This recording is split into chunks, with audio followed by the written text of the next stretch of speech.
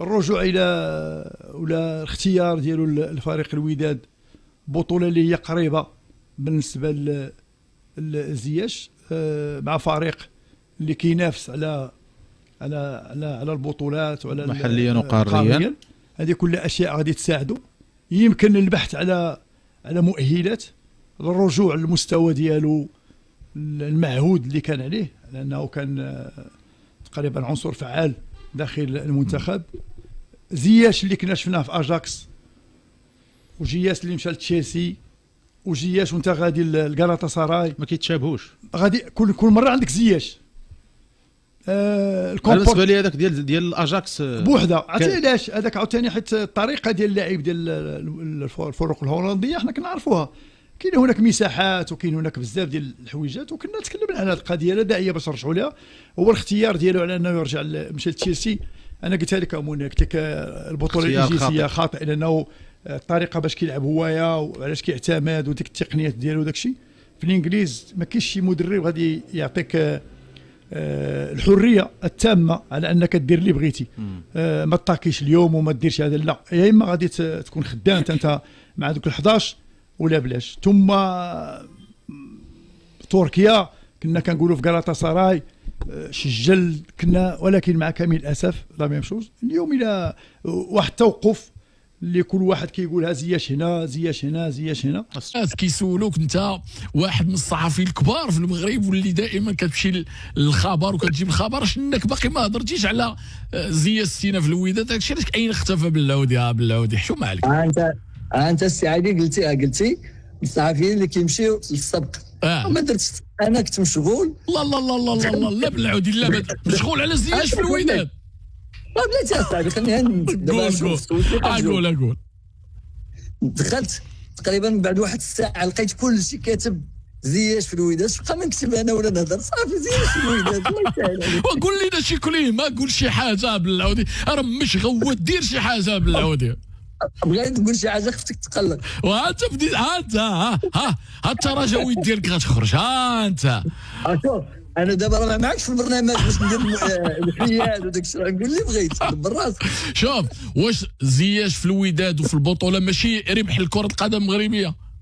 انا احسن حاجه هي بعدا انه يرجع الفورما ويرجع يكون قريب من المنتخب الوطني، لاننا بالنسبه لي هذاك اللعاب محتاجينه في المنتخب الوطني.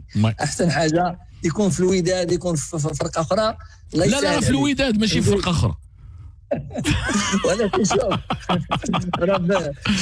ما كرهتيش تحيدوا كاع نتايا. شوف شويه تراجع بالمرابط وبزياش والبرازيلي وكذا، ان شاء الله في الديربي غتكون مقابله كبيره ان شاء الله. Arrivée de Hakim Ziyech au Wydad, je parlais de coup de maître, c'est top pour le Botola Diana. Comment ça s'est passé, Aïcha? Bah écoute, tu sais très bien que Hakim c'était une priorité du club depuis un bon bout de temps. Bon, les négociations n'ont pas pu aboutir en juin, mais bon, les portes sont restées ouvertes et quand on a fait un déplacement chez lui la semaine dernière, bon, il était convaincu par le groupe, par le projet qu'on lui a proposé, et surtout, bon, il a vraiment exprimé une très grosse envie de jouer dans son pays. Est-ce que ce n'était que comme ça qu'on pouvait convaincre un joueur comme Hakim. En termes d'offres financières, on ne pourrait jamais rivaliser avec les offres qu'il a eues. Bien sûr. Donc c'était plus l'attrait vers le pays. Le fait de l'ambition de jouer la CAN, de trouver un club. Ça ne faisait pas du tout partie des arguments que le Wydad ne pourrait jamais mettre sur la table. Est-ce qu'il y a eu un impact d'El Noordin Amrabat, l'expérience qu'il a vécue, parce qu'ils doivent se parler. Je pense que Nordin a dû peser dans son choix. Adil Hermesh qu'on va présenter demain parce que malheureusement le calendrier ne nous a pas permis de le présenter. Mais le fait d'avoir aussi dans le staff quelqu'un comme Adil était important aussi. question de Mounaim. Bonjour Président, vous avez dit que vous Oui, avez bonjour, proposé un projet que Hakim donc a accroché. Quel est le projet que vous lui avez proposé? Quel est le projet de Wydad pour cette année? D'être champion dans son pays. Président, déjà j'ai envie de féliciter le coup de maître d'un point de vue marketing déjà, parce que c'est clair que c'est un coup de maître. Du point de vue sportif, je demande peut-être un peu à voir, parce qu'on ne sait pas réellement l'état de forme de Hakim. Il est vraiment fit, hein, Hakim. Hakim est vraiment fit. Par contre, professionnellement parlant, lui-même il le dit, il a besoin de repères, il a besoin de rejouer, peut-être quelques matchs amicaux, mais d'un point de vue conditions, il est déjà en forme. Donc il n'y a aucune chance de le voir non mais c'est parce qu'il faut bien l'embarquer. Non mais moi j'adore Hakim Ziyech, donc il faut bien l'emborder. Président, allez-y. Déjà, il faudrait l'enregistrer avant. C'est ça. Quand est-ce qu'on pourrait le voir éventuellement, Président? Il sera là la semaine prochaine. D'accord. Alors justement, bonjour Président. Bonjour. Alors, la question qui se pose, c'est que vous avez réussi un sacré coup sur le plan sportif, à condition qu'il soit bien évidemment fit rapidement. Marketing. Alors, pour aller dans le sens du marketing, est-ce que vous avez prévu une présentation XXL pour un joueur XXL?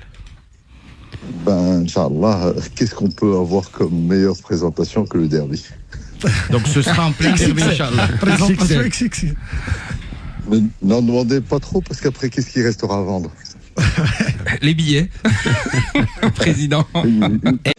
Another player who spent a lot of time in Premier League is now ready to make his move, and is Hakim Ziyech. Hakim Ziyech will be a new player for Wydad Casablanca. He will be back to Morocco, 1-year contract, the agreement is verbally done, working to complete everything with the formal steps, and so good luck to Hakim Ziyech, who is ready to return into football after several approaches also during the summer transfer window. He decided to wait for the right opportunity, and now October, Ziyech back to action. He will be a new player of Wydad Casablanca. حاس ديال المسؤولين على راسهم رئيس نادي الوداد هشام ايتمنى الذي اكد ان حكيم زياش لاعب الدولي المغربي السابق التحق بالوداد في انتظار ان شاء الله واحد التقديم ديال هذا اللاعب، وفي انتظار يتم الحسم في واحد الجدل اللي كاين دابا واش مؤهل غير مؤهل، لان كنسمعوا التصريحات ولكن لو نوار سور بلون هو اللي غادي يحسم واش اللاعب غيكون مؤهل ولا غير مؤهل، واش غتسنى حتى الميركاتو اللي جاي.